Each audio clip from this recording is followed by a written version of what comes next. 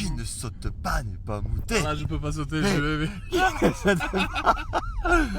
Là, c'est dur, Oh, je la vais péter machine. la vitre. Monsieur Pétard, comment ça va? Très bien. Après Roland Garros, la folie à Paris là. Oui. 4 jours tranquilles après à la maison, et voilà, on est de nouveau sur la route à Genève. Tu peux nous raconter à Paris dans les grandes lignes ce que tu as vécu? Tu as fait un post où tu as dit que c'était émotionnellement, je crois, la plus grosse émotion sur le circuit que tu as vécu presque, non? Surtout au troisième tour, parce que au troisième tour contre Hoffner, le public il était exceptionnel, vraiment, c'était la folie et c'est l'une des plus grandes émotions que j'ai senties, et surtout avec tout qu'est-ce que Corentin il a traversé l'année dernière avec sa blessure au poignet et avec tout le travail qu'on a fait dans l'ombre et jouer à une main une saison. Ouais. Et voilà, et que tout commence à payer, et déjà qu'il est remonté à 56e place, il était 150e en février, et du coup oui, c'était émotionnel. Et lui, s'il y a un tournoi à choisir où il veut bien jouer, c'est Roland. Donc tu l'as senti venir là, qu'il pouvait claquer un bon résultat comme ça? Ah oui, parce que c'était pour moi vraiment pas une surprise, parce que déjà cette année il a joué que sur terre. Ouais. Donc c'est peut-être le seul joueur sur le circuit. Donc on était en Amérique du Sud, il n'a pas fait l'Australie, donc on a commencé avec l'Amérique du Sud. Après on a enchaîné même sur le tournoi Challenger sur terre en Europe. Après il a fait tous les tournois, donc il a fait 10 ou 11 tournois jusqu'à Roland sur terre. Donc il avait énormément de matchs parce qu'il a pas mal joué. Il a remonté même avant Roland à 79e place. Du coup il jouait en moyenne 3-4 matchs par tournoi. Donc il était obligé quelquefois à faire des qualifs et tout, mais régulièrement il a passé 2 ou 3 matchs. Donc, Je crois que en arrivant à Paris, tu l'as un peu engueulé sur un entraînement. Tu peux nous raconter pourquoi? En fait, avant Paris, quand on est arrivé à Paris, il s'est super bien entraîné. Après, il y avait une journée avec le média qu'il a dû faire vendredi, et il a même fait avec toi. Du coup, il était un peu rincé mentalement, et il y avait un entraînement avec Max Porcel et Australien qui est pas un magicien sur terre, et voilà, il était fatigué. Et après, bon, c'est pas grave qu'il est fatigué et qu'il peut pas donner 100%, mais il a même commencé un peu à balancer l'entraînement, et du coup ça a un peu chauffé, mais bon, j'ai réussi à le faire shifter état d'esprit. Oui, de cet état d'esprit. Et tu peux nous dire quand ça chauffe ce que tu lui dis? Secret? Oui, mais quelquefois je dis, ben là, on essaie de mettre ce côté de foufounette. On a tous de côté un peu foufoune en soi-même, et le mettre sur le côté écarté, et voilà, et que tu deviens un homme, un sportif, et je veux de ça, je veux voir ça, un peu dans cette façon-là. Je sais pas exactement les mots que j'ai utilisés, ouais. Mais c'est dans ces directions-là. Et du coup, après, il a fait une heure avec Porcel où c'était de la merde. C'était vraiment catastrophique. Et après, j'ai trouvé un sparring qui a fait avec nous 2 contre 1. Et déjà, c'était bien. Et après, le tirage au sort, il est sorti. Premier tour contre Jarry, 16e mondial, qui a fait finale de Rome. Là, j'ai dit, ça va être chaud, parce que j'ai vu après le tableau. Par contre, si ça passe contre Jarry, ça peut aller au 4e tour. Ok. J'ai déjà vu ça, mais bon, il faut battre Jarry sur terre, c'est sa meilleure surface, et en plus il est en chauffe. Et là, tu as prévu une stratégie contre Jarry pour prendre la revanche du Chili, tu peux nous expliquer? Oui, une revanche de Chili, il y avait un match à Chili en février, fin de février. Et ça jouait avec un public de fous furieux. Ils sont à 5000, ils l'ont insulté avant chaque point, ils l'ont sifflé chaque fois qu'il jetait la balle. Et Jarry, il n'a rien fait pour calmer la situation. Et c'est tournoi, lui, c'est sa famille qui est le propriétaire du tournoi, donc il n'a rien fait pour calmer. Père de Jarry, il était sympa, il a essayé de calmer, mais bon, à quelqu'un d'extérieur, il ne peut pas. Jarry, il a dû prendre le micro et dire, les gars, arrêter avec les insultes, c'est bien me supporter. Ouais. Mais c'est pas seulement qu'il a pas fait ça, il a même chauffé le public. Et après, Corentin, il était exemplaire au niveau d'attitude là-bas, il s'est vraiment bien comporté, surtout dans ce match-là. Et en plus, à la fin, il a dit à Corentin, t'étais pathétique en plus. Et là, quand j'ai entendu ça, quand il m'a dit, là, j'étais fou là. Et je dis, ce mec, j'espère que tu vas le jouer à Roland ou à Bercy. En va le faire le misère.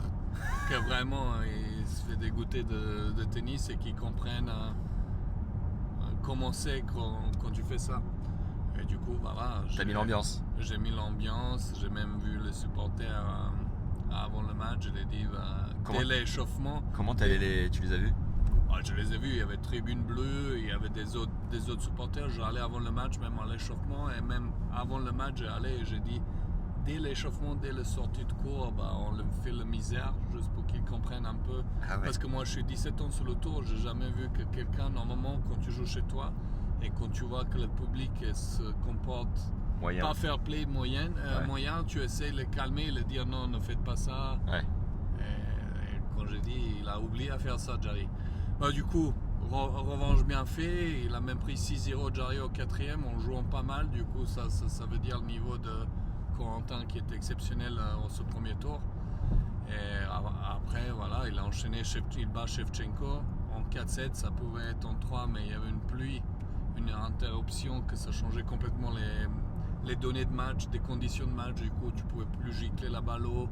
C'était long et c'est devenu un peu compliqué. Shevchenko, pas très malin à l'entrée du cours, qui chauffe un peu le public aussi. En entrée de cours de Shevchenko, le public l'a applaudi. Ouais. Et il est bien cuit parce qu'on a Shevchenko, c'est un bon garçon, on n'a rien contre lui. Ouais. Et après Shevchenko, il fait un peu le con, il appelle comme ça, il chauffe le public dès l'entrée. Et après, hop, il tourne le public contre lui. Ouais. Et après, il a fait même à 5-4 au premier, à 30A, il rate une balle et il crie comme ça, un peu... Provoque. Oui, on provoque, mais bêtement, et après il tourne le public, il switch le public, et voilà. Mais ça va, le public avec Shevchenko, c'était beaucoup plus normal. Il n'y avait pas trop de provoque, presque pas du tout. Et avec Hofner aussi, zéro. Avec Jarry, il y avait des provoques, mais ça s'est voulu, ça s'est mérité, ça s'est fait. Et au troisième tour, par contre, il y avait une ambiance incroyable. Contre Hofner? Que j'ai jamais vécu. Pourtant, j'ai fait plus de 1000 matchs en tant que coach sur des grands cours. Mais contre Hofner, c'était vraiment... Et c'est là où tu n'es pas seulement un entraîneur, c'est que tu gères un peu la logistique partout autour. Parce que là, tu es allé voir les organisateurs du tournoi pour ouvrir le Suzanne Lenglen aux supporters qui n'avaient pas de billets. Comment tu as fait? Déjà, comment tu les as convaincus? Déjà, il était programmé à Simone Mathieu comme il a fait les 2 premiers tours. Même l'année dernière, il a joué 2 matchs sur Simone Mathieu. Et moi, j'ai déjà poussé l'organisateur qui change le match pour Suzanne Lenglen, comme ça qu'il a aussi, au cas de victoire, qu'il a un jour de repos parce que Sinner, il a déjà joué son match. Ok. Déjà, je mettais là la pression à l'organisation qui bouge le match, sinon on va passer encore 3e journée à attendre avec la pluie et rentrer et tu t'es rincé mentalement à attendre toute la journée. Tu vas dans le bureau de qui pour faire ça? Là, je vais au bureau de juge arbitre et du coup, j'ai dit, s'il vous plaît, mettez après Tsitsipas et Zhang le match de cours. Ouais. Donc, j'ai allé 2-3 fois. Après, j'ai allé dans le truc d'accréditation pour voir avec les billets et essayer de mettre qu'il ouvre le stade parce qu'il n'y avait presque pas de match ce jour-là. Il y avait peut-être 1h30 de match. Les gens ils sont venus à 11h du matin, ils n'ont pas vu le tennis à cause de la pluie. J'ai dit qu'il ouvre les portes de Suzanne. Comme les gens qui ont déjà les billets de Suzanne et le programme il est fini normalement sur Suzanne, juste remplir le stade et laisser des gens de l'extérieur. Et du coup je mettais jusqu'à 10 minutes, un quart d'heure avant le match et je disais c'est bien aussi pour Corentin, il faut que vous faites ça. Et bref, ça s'est fait. En lieu qu'il y a 4-5 000 personnes, c'était rempli presque jusqu'à dernière place et surtout les gens, il a eu faim de tennis ce jour-là parce qu'ils l'ont pas vu et c'était une public mais en transe, ils l'ont vraiment poussé pour moi c'était exceptionnel. T'avais jamais vu ça? Jamais.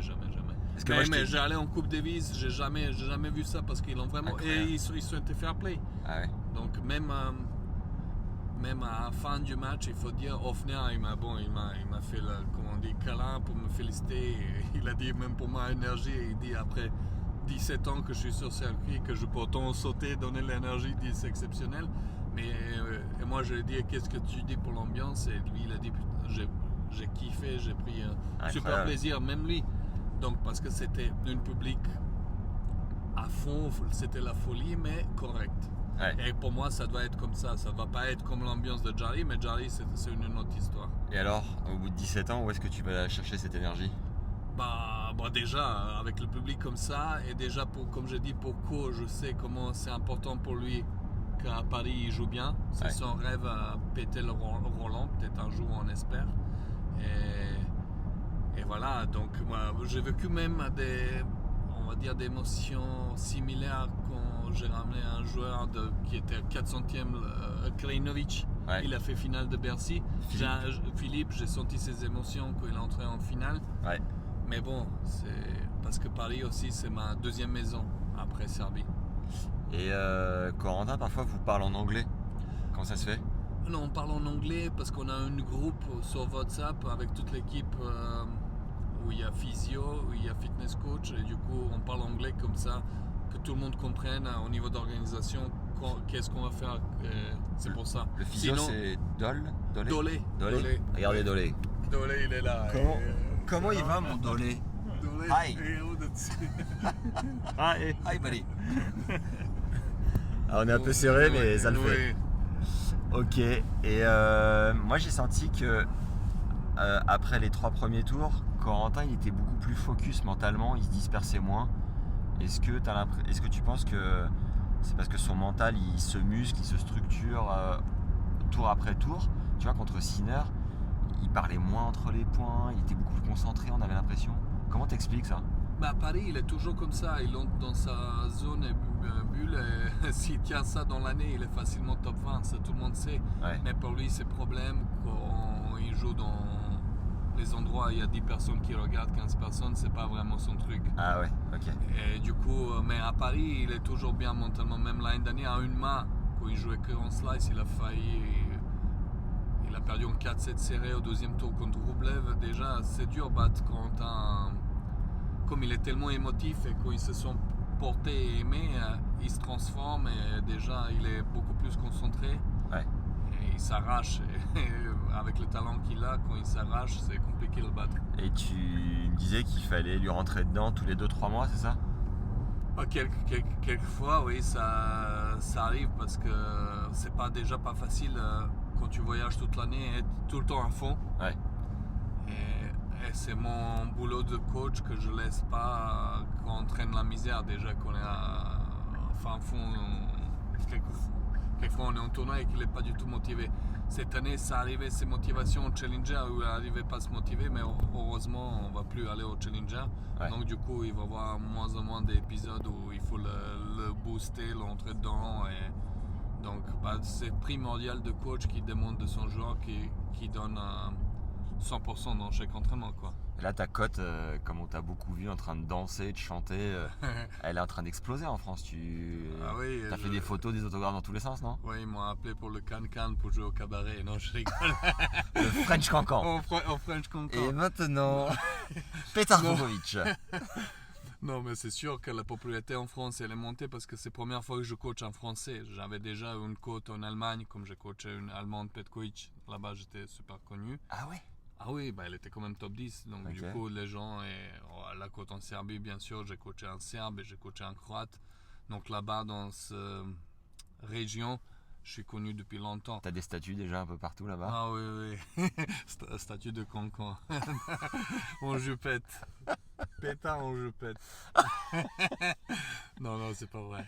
J'ai pas de statue, mais bon. Et donc là, t'étais rentré normalement 10 jours en vacances chez toi. Oui. Et rappelé in extremis pour partir finalement au bout de 3 jours sur gazon. Oui. Pour l'exhibition où on va là, organisée par Edge à Beaumont à côté de Genève. C'est ça. Et donc t'es pas trop dégoûté de pas être resté plus longtemps chez toi, profiter de ta femme, tes enfants et tout? En fait, mon enfant et tout, il joue en tournoi, donc elle est aussi une très bonne joueuse. Ma fille, elle fait une tournée maintenant, elle fait 2-3 tournois, donc maintenant que je suis entré chez moi, en fait, j'étais seul. Ah bon? Oui. Et ta femme, elle était où? En tournoi avec ma fille. Ah, elle l'accompagne? Elle l'accompagne partout.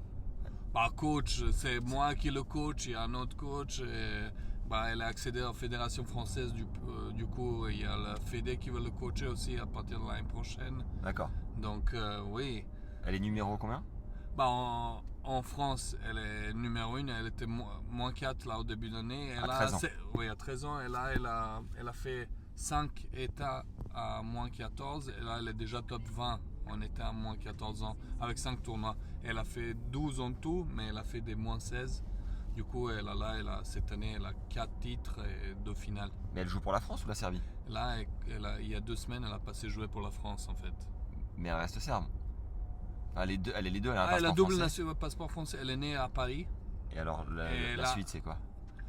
C'est pour quel pays, tu penses? Ah non, elle va jouer pour la France. Ah ouais? Ah oui, c'est fait avec le Fédé. Elle va même représenter la France. Et là, en championnat d'Europe, elle va jouer pour la France. Et elle va jouer pour l'équipe nationale française. Et pourquoi pas avoir joué pour la Serbie? En Serbie, le Fédé, c'est pas qu'elle est pas bonne, elle est inexistante. Ah ouais? Elle est inexistante et la politique, elle est entrée dedans dans la fédération déjà il y a un an.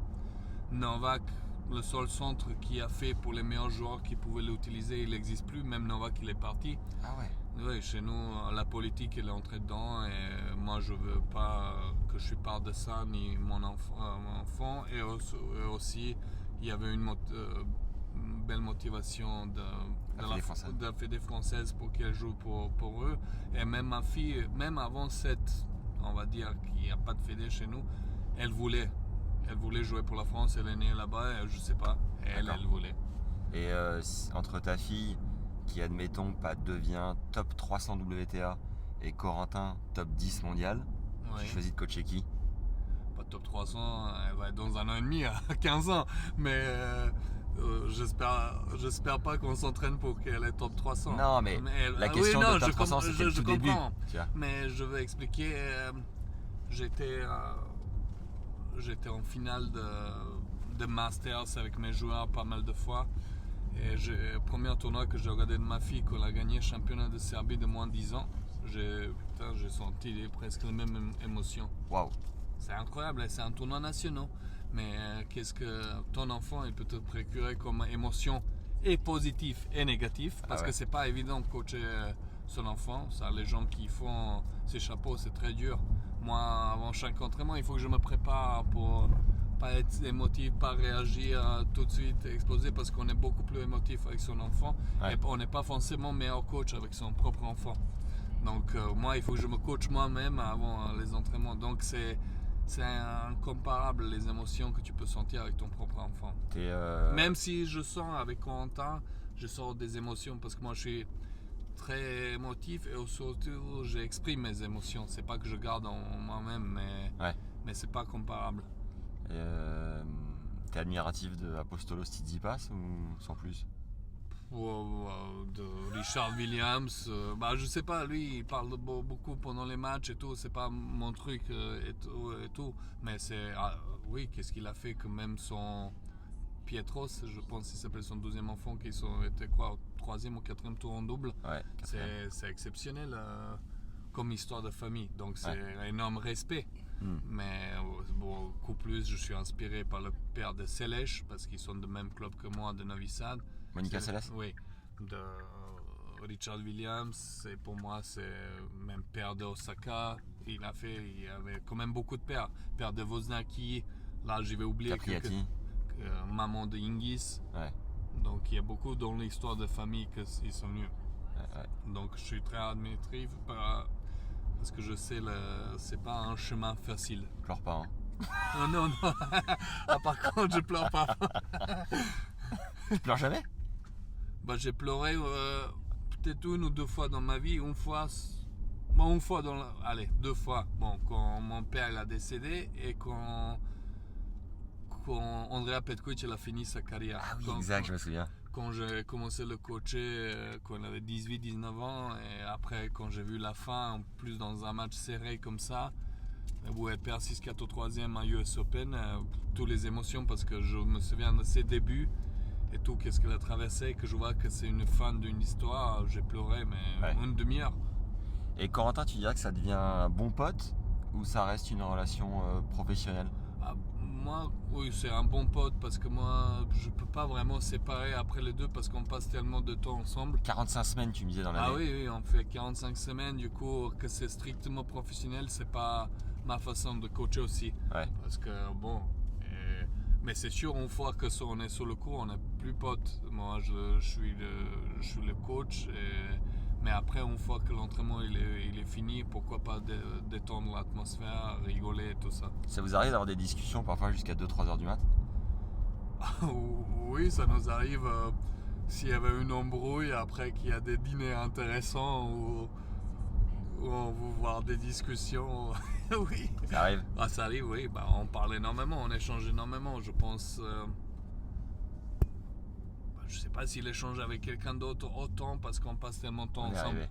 Et dernière question, est-ce que comme tu es en train de mettre ton staff en place avec un physio par chez toi, des mecs de ta culture, de ta mentalité, on va dire, est-ce que tu sens que mentalement, ils changent et qu'ils passent du mental français foufounette dont tu parlais? C'est pas, ça tu m'as pris le mot, non, j'ai pas dit que les moments, c'est différentes mentalités, il faut prendre bien des deux cultures, je dis pas que la culture serbe pour le tennis c'est le meilleur, mais un mélange de deux c'est très bien, et là il a un même entraîneur physique croate, donc oui, j'espère que tout doucement à côté de nous il va, parce que j'ai vu les gens aussi qui m'ont attaqué en commentaire parce qu'en l'équipe ils m'ont coupé ma phrase en moitié parce que moi j'ai dit qu'on respecte personne, mais pas autant qu'une personne, mais pas peur d'adversaire. Donc ça n'a rien à voir les deux phrases.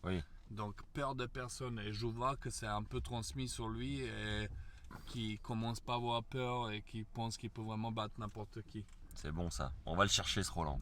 On va chercher Roland et qui peut-être dans 2 ans. Hein. Qui sait, ce serait incroyable. Oui. Allez, merci Pétard. Merci à vous. 21 minutes. Allez, ciao man. Ciao. Et attends, on s'en fait un dernier. Mouté, mouté. Qui ne saute pas n'est pas mouté. Je peux pas sauter, je vais.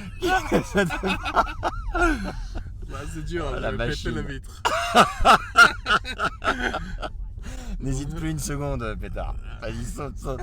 Allez, ciao. Ciao.